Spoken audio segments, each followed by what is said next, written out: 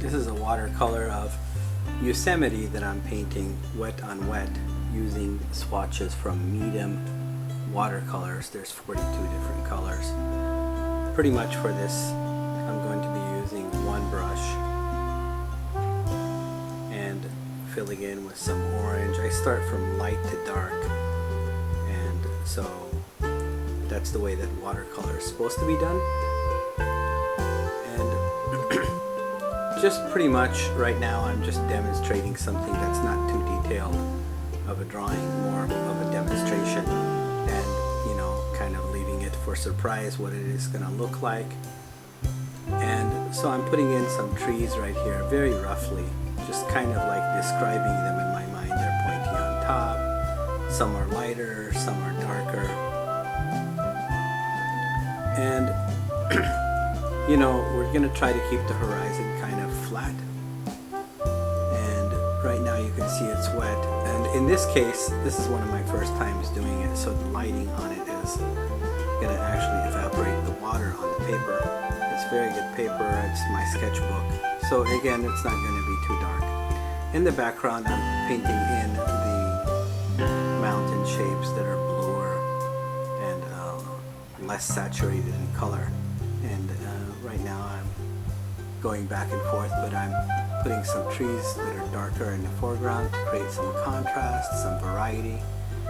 The lighting was pretty much, that day was, it was the morning and the sun was just coming up, so there's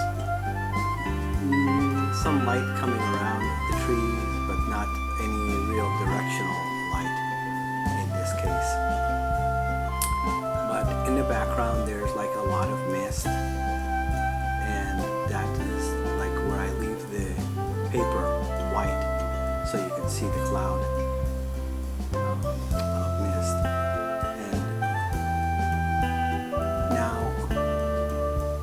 I don't really paint this fast. This is actually sped up a little bit, but this is dubbed over. But whenever you see that you have a puddle of water or something, you can always dab it.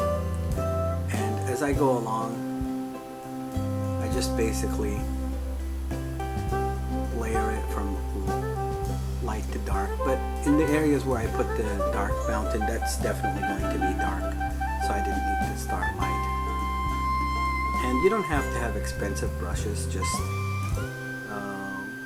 just a few good brushes, especially if you're beginning. You can get them fairly inexpensive.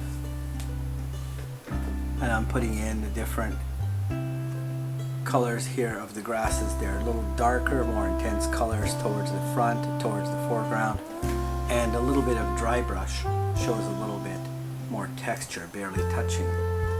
And when you put branches in, you want to make them so that they're thicker towards the trunk of the plant or the stem of the plant, and then they go out thinner, always the way they grow. And don't think too much. The more you think, the less natural it will look. You want to move around as fast as you can so you prevent yourself from thinking too much. You can't work too fast when you're just beginning, but that will come in time when you have the confidence of what to do and the rules. And just constantly just kind of talk to yourself, I want it to be a little bit more contrasty. Can I see the trees in the background? Can I see depth in there? And in this case, for this video, the lighting was so strong you really can't see the subtleties of the clouds and the mist. But overall, just keep adding different amounts of texture and lighting. In this case, I added a little bit more around the clouds. I didn't think that the clouds were popping out enough, so I outlined them a little bit more.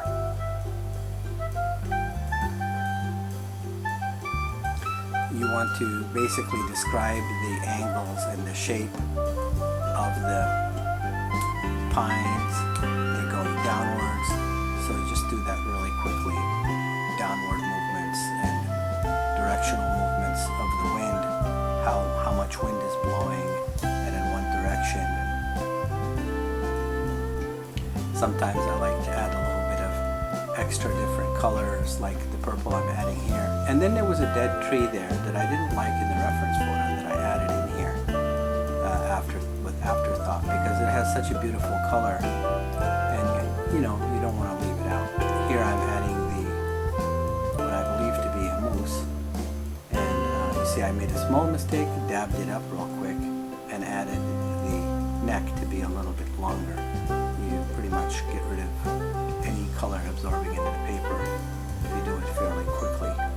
I added a few different branches and calling it a final demo. I hope you enjoyed the video and look forward to your comments and suggestions, and until next time, goodbye.